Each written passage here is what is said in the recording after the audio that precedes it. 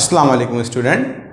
अब हम अपना लेक्चर नंबर 12 स्टार्ट करने जा रहे हैं 12 और जो कि चैप्टर नंबर 1 का है। कल जैसे पिछली लेक्चर में जैसे आपसे बात हुई थी उस लेक्चर में आपसे बताया गया था कि अब हमारे जो मेन टॉपिक्स हैं, जो बड़े टॉपिक्स हैं वो ख़त्म हो चुके हैं। अब हम जा रहे हैं कुछ जो छोटे टॉपिक्स जो हमारे पास बचे थे इस चैप्टर में उनको कवर करने। ठीक है, इस लेक्चर नंबर 12 में या 12 में हम लॉगरिथम के बारे में पढ़ेंगे।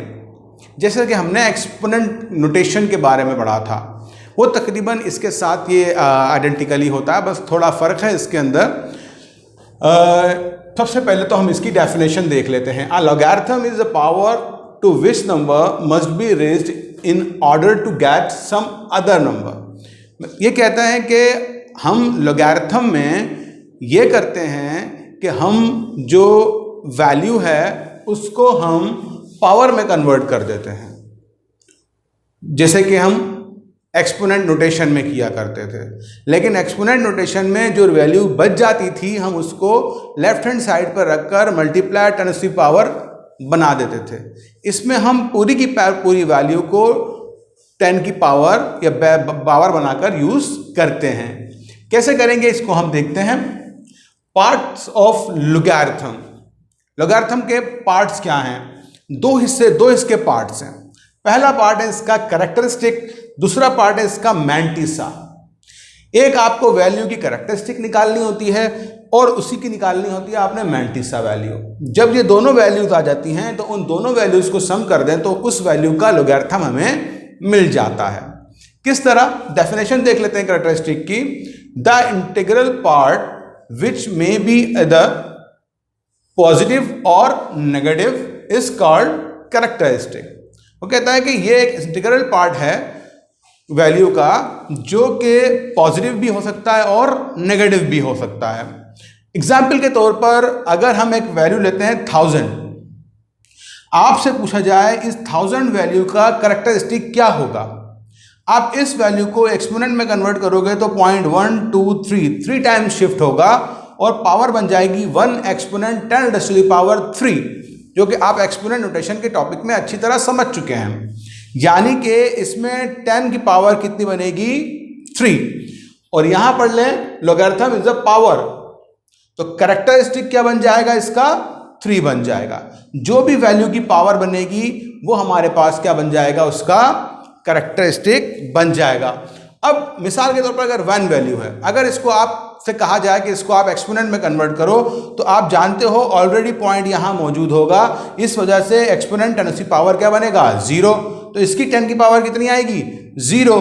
क्योंकि 10 की पावर 0 आएगी इसीलिए इसका कैरेक्टरिस्टिक भी क्या होगा? 0 होगा।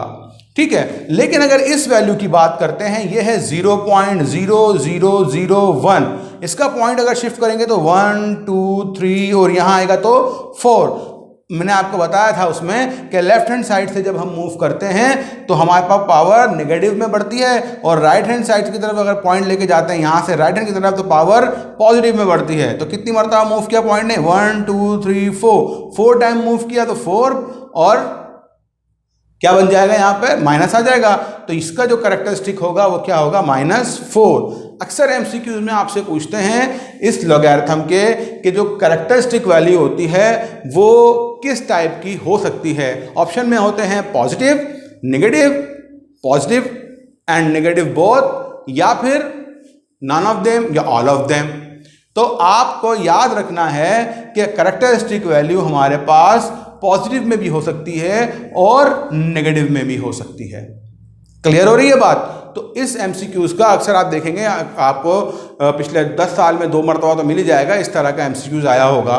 ठीक है, अब आपने कैरेक्टरिस्टिक निकालना सीख लिया कि कोई भी वैल्यू है। अब मिसाल के तौर पर अगर मैं वैल्यू यहां लिख देता हूं, देखें अगर मैं वैल्यू लिख देता हूं 500 तो इसका कैरेक्टरिस्टिक क्या होगा बताएं?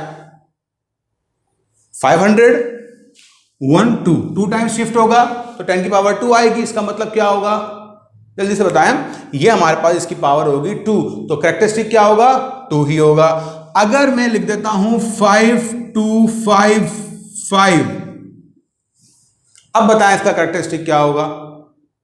इसका कैरेक्टरिस्टिक क्या होगा? 1 2 3 टाइम शिफ्ट हो रहा है, इसका मतलब है 10³ होगा और 10³ होगा, इसका मतलब क्या होगा? इसका मतलब है कैरेक्टरिस्टिक इसका 3 होगा। अगर मैं लिख देता हूं 0.536 अब बताएं इसका कैरेक्टरिस्टिक क्या होगा? एक मरतबा पॉइंट शिफ्ट होगा तो -1 होगा। ठीक है, तो आपको कैरेक्टरिस्टिक बात समझ में आ गई होगी। मैंटिसा की तरफ चलते हैं। अब दूसरी वैल्यू निकालनी होती है हमें मैंटिसा। मैंटिसा क्या चीज है? मैंटिसा निकालने के लिए आपको ये डेफिनेशन देखनी पड़ेगी कि the decimal fraction value is called mantissa. जो कि हमारे पास इंटीग्रल वैल्यू है वो तो हमारे पास क्या कहलाएगी? क्या बताया मैंने आपको? कैरेक्टरिस्टिक कहलाएगी। और जो डेसिमल फ्रैक्शन की वैल्यू आएगी वो हमारे पास क्या कहलाएगी? वो हमारे पास मैंटिसा कहलाएगी। मैंटिसा कैसे निकालते हैं? मस्त सारा यहाँ आ जाता है। मैंटिसा निकालने के लिए हम क्या करेंगे कि हमारे पास एक नंबर है, मिसाल के तौर पर ये नंबर है, इसमें मैं आपको कैरेक्टरिस्टिक और दोनों क्या बोलते हैं मैंटिसा दोनों निकाल कर दिखाऊंगा। तो नंबर क्या है? 273।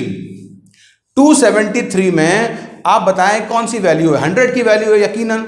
तो कितनी मरतबा पॉइंट 1 2 टाइम शिफ्ट होगा तो कैरेक्टरिस्टिक क्या होना चाहिए? 2 होना चाहिए। बहुत जबरदस्त। अच्छा, अगर इसका कैरेक्टरिस्टिक 2 होगा तो अब इसका मैंटिसा कैसे निकलेगा? मैंटिसा कैसे निकालेंगे? तो फिर आपको मैट्रिक का थोड़ा सा सोचना पड़ेगा, क्योंकि आप एग्जाम नहीं देकर आए हैं तो मुझे यकीन है आपने पढ़ा लाजमी होगा। ठीक है, तो अब हम देख लेते हैं मैंटिसा कैसे निकलेगा। आपने लोगैरिथम को अगर देखा हो तो उसका एक टेबल आता है। उस टेबल में हमारे पास लेफ्ट हैंड साइड पे एक वैल्यू डाउन चल रही होती है, इंक्रीज कर रही होती है, और राइट हैंड पे कॉलम्स दिए हुए होते हैं 0 से ऑनवर्ड 1 2 3 4 5 6 7 8 9। ठीक है, आप क्या करते हो? उस कॉलम में जो ऊपर स्टॉप से आते हो तो इस वैल्यू को आप ब्रेक करोगे ये इस वैल्यू में और ये वैल्यू में, तो आप देखोगे उसमें टेबल में नीचे आते हुए कि आपको 27 कब मिलेगा? जहां आपको 27 मिलेगा उसके थर्ड कॉलम में आप जाओगे। जब थर्ड कॉलम में आप जाओगे तो आपको एक वैल्यू लिखी हुई नजर आएगी, वो वैल्यू ये होगी। बात समझ में आई? दोबारा बताता हूं। जब आप टेबल यूज करोगे तो टेबल इस तरह होगा, कुछ बना हुआ, मैं पूरी लाइंस नहीं बना रहा। ठीक है, और यहाँ नंबर चल रहे होंगे, जैसे नंबर चल रहे हैं तो आपको यहाँ लिखा हुआ नजर आ गया 27। तो इसके कॉलम नंबर 1 2 3 इस 3 में यहाँ पर एक वैल्यू लिखी होगी। वो वैल्यू कौन सी होगी? वो ये वाली वैल्यू होगी।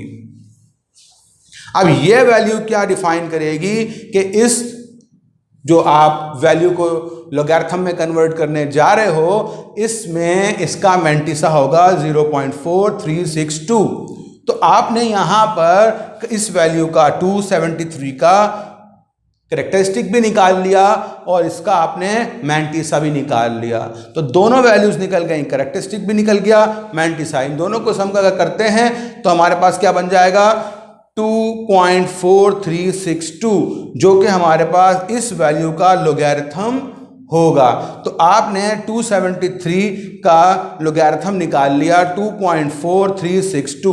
ये अगर आप इसका एंटीलॉग कैलकुलेटर से लोगे तो आपको वापसी वैल्यू मिल जाएगी 273। तो इसका मतलब है आप करेक्ट इसमें लोगैरिथम निकालने में कामयाब हो जाओगे। ठीक है, तो याद रखिएगा कुछ चीज़ें मैं आपको बता रहा हूँ, ज़्यादातर इससे एमसीक्यूज़ पूछे जाते हैं। जो एमसीक्यूज़ पूछे जाते हैं वो मैं आपको बता दूं कि कुछ इस तरह पूछा जाएगा कि भाई बताएं कि कैरेक्टरिस्टिक पॉजिटिव होता है, नेगेटिव होता है, या फिर आपसे पूछा जाएगा मैंटिसा कभी नेगेटिव होगा या पॉजिटिव होगा। मैंटिसा की वैल्यू हमेशा हमको क्या मिलेगी? पॉजिटिव ही मिलेगी। आपसे पूछा जाएगा कि मैंटिसा की वैल्यू फ्रैक्शन में होगी या फिर कैरेक्टरिस्टिक की वैल्यू फ्रैक्शन में होगी। तो याद रखिएगा कैरेक्टरिस्टिक हमेशा आपका इंटीग्रल वैल्यू होगी और हमारे पास जो मैंटिसा है हमेशा वो डेसिमल फ्रैक्शन में होगा। तो कुछ चीज़ों को ध्यान में आपने रखना है क्योंकि ये बहुत इंपॉर्टेंट होती हैं रीजनिंग के हवाले से, एमसीक्यूज़ के हवाले से। तो हम फिर अब आपको नेक्स्ट लेक्चर में अगले टॉपिक की तरफ लेके जाएंगे। बहुत शुक्रिया, थैंक यू।